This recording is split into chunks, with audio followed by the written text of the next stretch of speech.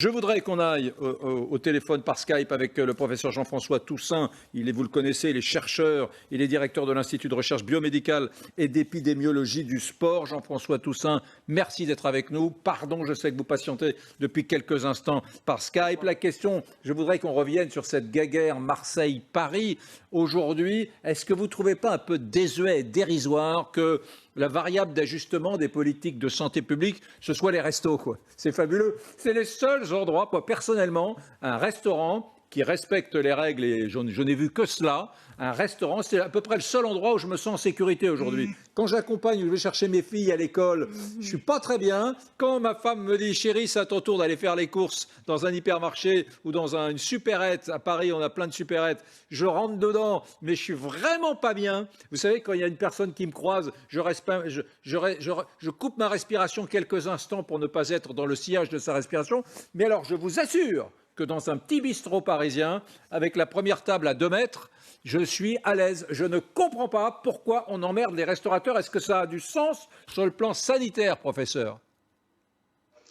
On nage actuellement entre Molière et Alfred Jarry. On est entre le malade imaginaire, les précieuses ridicules et Ubu Roi.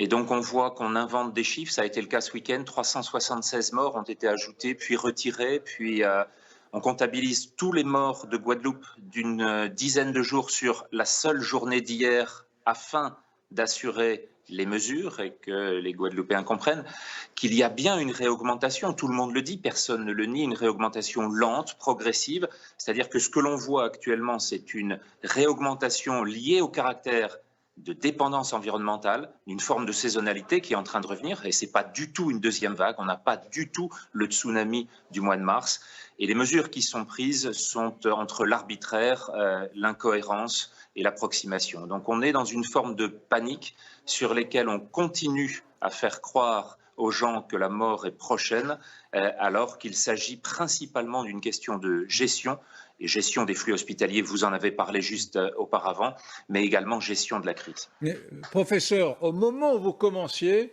ma collaboratrice Barbara, qui est en régie, me donnait un petit message sur les prochains duplex que nous aurions, et j'ai cru entendre que vous disiez, est-ce que j'ai rêvé, que vous disiez, on ment sur les chiffres, on triche sur les chiffres. Vous avez dit ça en commençant? Oui, oui.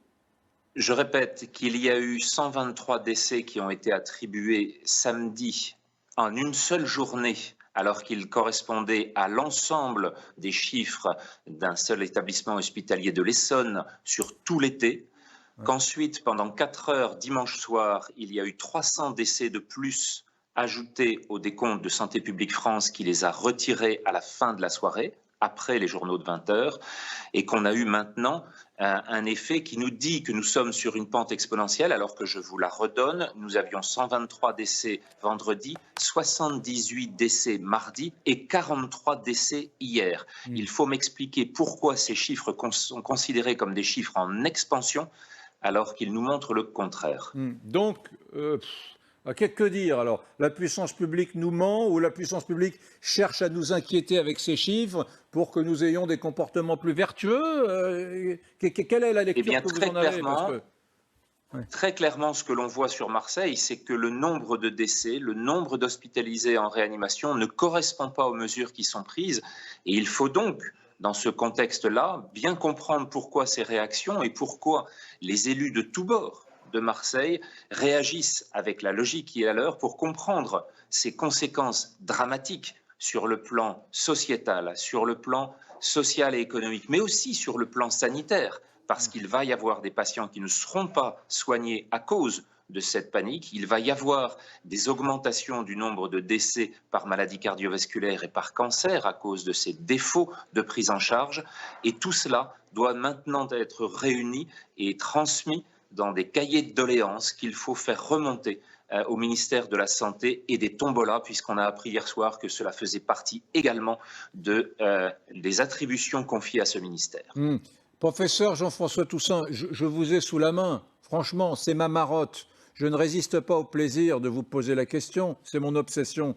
Pourquoi, comment, par quel phénomène des médecins ont-ils été conduits à mentir ou à s'arranger avec la vérité au printemps, parce qu'après tout, que les politiques s'arrangent avec la vérité, mon Dieu, c'est inhérent à la fonction, parce que un politique est toujours un peu paternaliste, il estime qu'il ne peut pas tout dire aux citoyens, aux administrés, il y a des petits arrangements, mais pourquoi des médecins se sont-ils soudainement, au nom de « faut pas paniquer les gens », mis dans le sillage des politiques et ont-ils répété les mêmes erreurs quand même? Il n'y a pas d'obligation pour un professeur de médecine, un médecin, quel qu'il soit, de s'arranger comme ça avec la vérité. Vous savez bien que certains de vos collègues se sont arrangés avec la vérité sur les plateaux des chaînes d'infos, par exemple.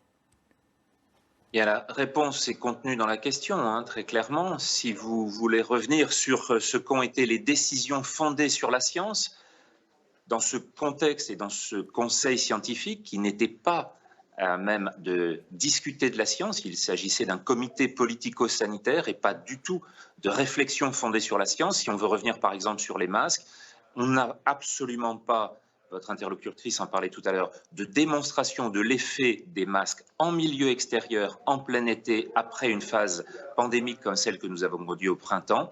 Eh bien, si l'on faisait cette étude maintenant, les masques qui ont été imposés à l'ensemble des milieux extérieurs en août, alors que nous étions à 1300 cas positifs par jour, ont abouti 2 mois après à 13 000 cas positifs par jour. C'est-à-dire qu'à partir du moment où le masque a été imposé en extérieur, le taux a été multiplié par 10. Je ne vois pas comment ces arguments-là peuvent à un moment donné soutenir une décision que la Belgique vient de récuser puisqu'elle va abandonner cette mesure la semaine prochaine.